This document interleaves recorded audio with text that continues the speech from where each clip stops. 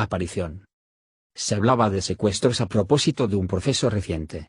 Era al final de una velada íntima, en la calle Grenelle, en un antiguo palacete, y cada cual tenía su historia, una historia cuya veracidad aseguraba.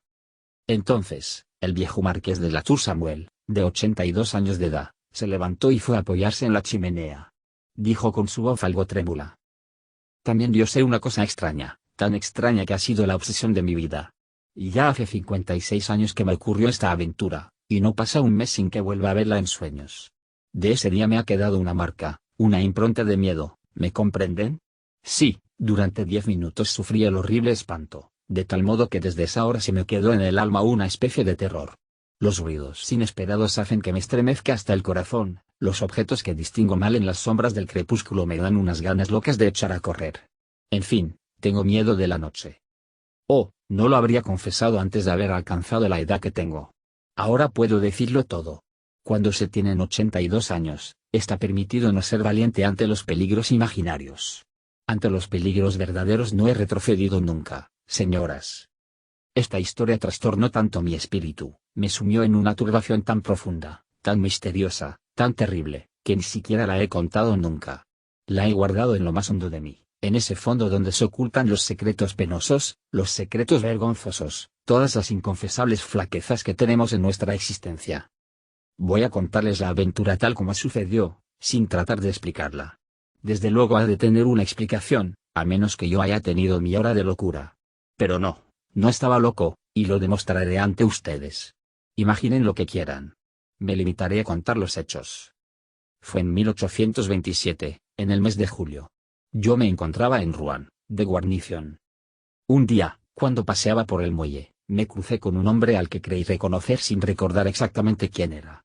De manera instintiva hice un movimiento para detenerme. El desconocido se dio cuenta del gesto, me miró y cayó en mis brazos. Era un amigo de juventud a quien había querido mucho. En los 5 años que no lo había visto, parecía haber envejecido medio siglo. Su pelo estaba completamente blanco, y caminaba encorvado, como consumido. Comprendió mi sorpresa y me contó su vida. Una desgracia terrible la había destrozado. Locamente enamorado de una joven, se había casado con ella en una especie de éxtasis de felicidad. Después de un año de dicha sobrehumana y de una pasión inextinguible, ella había muerto de repente de una enfermedad de corazón, devorada por el propio amor, sin duda.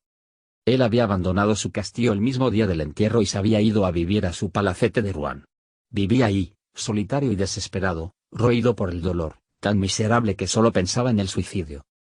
Ya que te encuentro así, me dijo, te pediré que me hagas un gran favor, el de ir a buscar a mi casa, en el escritorio de mi habitación, de nuestra habitación, algunos documentos que preciso con urgencia. No puedo encargárselo a un subalterno o a un hombre de negocios, porque necesito una discreción impenetrable y un silencio absoluto. En cuanto a mí, por nada del mundo volveré a entrar en esa casa. Te daré la llave de esa habitación que yo mismo cerré al marcharme, y la llave de mi escritorio. Entregarás además una nota mía al jardinero, que te abrirá el castillo. Pero ven mañana a almorzar conmigo y hablaremos de ello. Le prometí hacerle aquel pequeño favor. Además, para mí no era más que un paseo, ya que su finca estaba situada a unas 5 leguas de Rouen. Tenía para una hora de caballo. Al día siguiente, a las 10, estaba en su casa. Almorzamos los dos solos, pero él no pronunció ni 20 palabras. Me pidió que lo disculpase, pensar en la visita que yo iba a hacer a aquella habitación en la que yacía su dicha lo trastornaba, me decía. Y, en efecto, me pareció singularmente agitado, preocupado, como si en su alma estuviera librándose un misterioso combate. Por último, me explicó exactamente lo que debía hacer. Era muy sencillo. Tenía que tomar 2 paquetes de cartas y un fajo de papeles guardados en el primer cajón de la derecha del mueble cuya llave tenía. Añadió, no necesito rogarte que no pongas los ojos en ellos. Casi me hirió esta frase, y se lo dije con cierta vivacidad. Balbuceó, perdóname, sufro demasiado. Y se echó a llorar. Lo dejé hacia la 1 para cumplir mi misión. Hacía un tiempo radiante, y yo iba al trote largo a través de los prados, escuchando cantos de alondras y el ruido acompasado de mi sable contra mi bota. Luego entré en el bosque y puse mi caballo al paso. Ramas de árboles acariciaban mi rostro, y a veces atrapaba una hoja con los dientes y la masticaba con avidez, con una de esas alegrías de vivir que, sin saber por qué, te colman de una felicidad tumultuosa y como inasequible, de una especie de fuerza embriagadora. Al acercarme al castillo, Busqué en el bolso la carta que tenía para el jardinero, y advertí con asombro que estaba lacrada. Tanta fue mi sorpresa y mi irritación que estuve a punto de volverme sin llevar a cabo el encargo. Luego pensé que con eso iba a demostrar una susceptibilidad de mal gusto. Mi amigo habría podido, además, cerrar la nota sin darse cuenta, trastornado como estaba. La mansión parecía abandonada hacía 20 años. La barrera, abierta y podrida, se tenía en pie no se sabía cómo. La hierba llenaba las alamedas, los arriates no se distinguían ya del césped. El ruido que hice al pegar patadas a un postigo hizo salir a un viejo de una puerta lateral, que pareció estupefacto al verme. Salté a tierra y le entregué mi carta. La leyó, la releyó, le dio vueltas, me miró de soslayo, se guardó el papel en el bolsillo y dijo, signo de exclamación abierta y bien. ¿Quién sea? Yo respondí bruscamente, usted debe de saberlo, ya que ha recibido en esa carta las órdenes de su señor, quiero entrar en el castillo. Pareció aterrado. Declaró, entonces, ¿va usted a su habitación? Yo empezaba a perder la paciencia, signo de exclamación abierta par 10. ¿Es que acaso tiene usted intención de interrogarme? Balbució, no, señor, pero es que no se ha abierto desde la muerte. Si quiere esperarme 5 minutos, voy a ir. A ver si. Lo interrumpí lleno de cólera, signo de exclamación abierta, pero, vamos, ¿está burlándose de mí? Usted no puede entrar, porque yo tengo la llave. Él ya no sabía qué decir. Entonces, señor, le enseñaré el camino. Enséñeme la escalera y déjeme solo.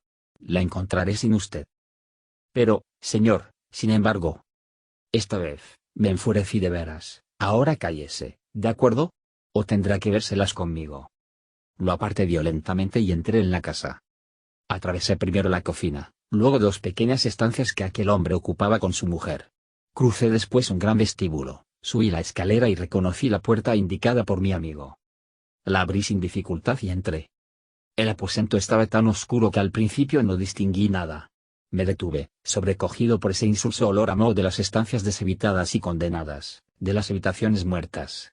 Luego, poco a poco, mis ojos se habituaron a la oscuridad y vi con bastante nitidez un amplio aposento desordenado, con una cama sin sábanas, pero con sus colchones y sus almohadas, una de las cuales conservaba la huella profunda de un codo o de una cabeza, como si alguien acabara de apoyarse encima. Las sillas parecían desordenadas. Observé que una puerta, la de un armario tal vez, había quedado entreabierta. Fui primero a la ventana para obtener luz y traté de abrirla, pero los herrajes de la contraventana estaban tan herrumbrosos que no pude conseguir que cedieran. Traté incluso de romperlos con mi sable, sin lograrlo.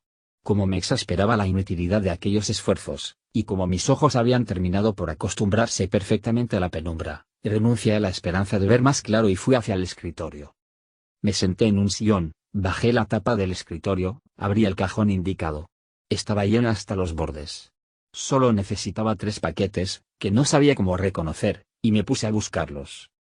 Abría desmesuradamente los ojos para descifrar los sobrescritos cuando creí oír, o, mejor dicho, sentir, un roce a mi espalda.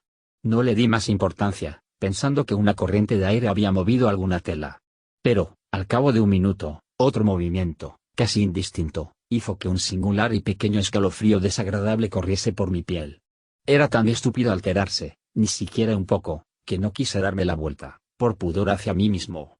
Acababa de descubrir en ese momento el segundo de los fajos que necesitaba, y encontré justo el tercero precisamente cuando un suspiro profundo y penoso, lanzado junto a mi espalda, me hizo dar un salto de loco a 2 metros de ahí.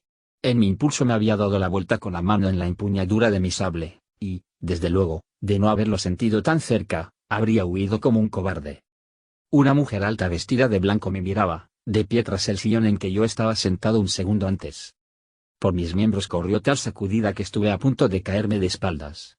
Oh, nadie puede comprender, a menos que los haya sentido, esos espantosos y estúpidos terrores. El alma se funde, uno ya no siente el corazón, el cuerpo entero se vuelve blando como esponja, se diría que todo nuestro ser interior se desmorona. Yo no creo en fantasmas, y, sin embargo, desfallecí con el horroroso miedo a los muertos, y sufrí, sí, sufrí en unos instantes más que en todo el resto de mi vida, con la angustia irresistible de sus espantos sobrenaturales. Si ella no hubiera hablado, quizá me habría muerto. Pero habló con una voz dulce y dolorosa que hacía vibrar los nervios. No me atrevería a decir que volví a ser dueño de mí mismo y que recuperé la razón, no.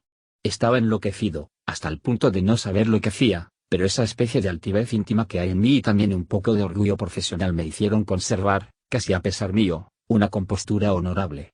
Guardaba las apariencias para mí mismo, y sin duda para ella, quienquiera que fuese, mujer o espectro. Me di cuenta de todo esto más tarde, porque les aseguro que, en el instante de la aparición, no pensaba en nada. Tenía miedo. Ella dijo: «Oh, señor, usted puede hacerme un gran favor». Quise responder, pero me fue imposible pronunciar una sola palabra. Un ruido vago salió de mi garganta. Ella continuó: «¿Quiere? ¿Puede usted salvarme, curarme?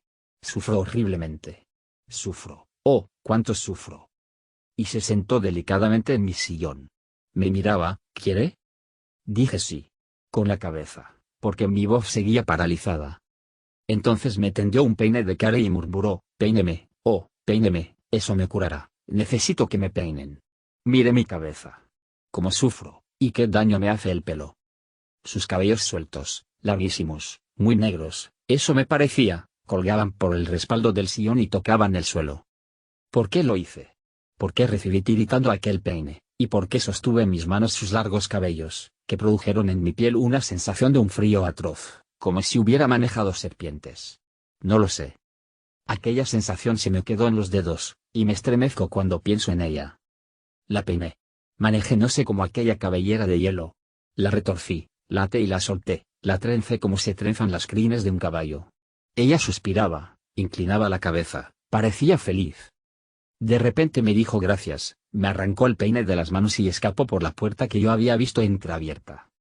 Cuando me quedé solo, sentí durante unos segundos esa turbación confusa de quien despierta tras una pesadilla. Luego, cuando por fin recobré mis sentidos, corrí a la ventana y rompí las contraventanas de un furioso empujón. Entró una oleada de luz. Me lancé hacia la puerta por donde aquella criatura se había ido. La encontré cerrada e inquebrantable. Entonces me invadió una fiebre de huida, un pánico, el verdadero pánico de las batallas. Agarré bruscamente los 3 paquetes de cartas del escritorio abierto, crucé el aposento corriendo, salté los peldaños de la escalera de 4 en 4, me encontré fuera sin saber dónde y, al ver a mi caballo a 10 pasos de mí, lo monté de un salto y partí al galope. No paré hasta Rouen, delante de mi casa. Después de tirarle a mi ordenanza las bridas, huí a mi habitación, donde me encerré para reflexionar. Entonces, durante una hora, me pregunté ansiosamente si no había sido juguete de una alucinación. Desde luego, había tenido una de esas incomprensibles conmociones nerviosas, uno de esos enloquecimientos del cerebro que engendran los milagros, y a los que lo sobrenatural debe su poder. Y estaba a punto de creer en una visión, en un error de mis sentidos, cuando me acerqué a la ventana. Por casualidad, mis ojos descendieron sobre mi pecho. Mi dolmán estaba lleno de largos cabellos de mujer que se habían enrollado en los botones. Los tomé uno a uno y los tiré afuera con temblor en los dedos. Luego llamé a mi ordenanza. Me sentía demasiado emocionado, demasiado alterado para ir ese mismo día a casa de mi amigo. Y además quería reflexionar detenidamente lo que debía decirle. Mandé que le llevaran sus cartas, de las que entregó un recibo al soldado. Preguntó mucho por mí. Se le dijo que estaba indispuesto, que había sufrido una insolación, no sé qué. Pareció inquieto. Fui a su casa al día siguiente, en cuanto amaneció, decidido a decirle la verdad. Había salido el día antes por la noche y no había regresado. Volví durante el día, no habían vuelto a verlo. Esperé una semana. No reapareció. Entonces avisé a la justicia. Lo buscaron por todas partes, sin descubrir rastro alguno de su paso o de su retiro. Se hizo una minuciosa inspección del castillo abandonado. No se descubrió nada sospechoso. Ningún indicio reveló que ahí hubiera estado escondida una mujer. Como la investigación no daba ningún resultado, se interrumpieron las pesquisas. Y desde hace 56 años no he averiguado nada. No sé nada más.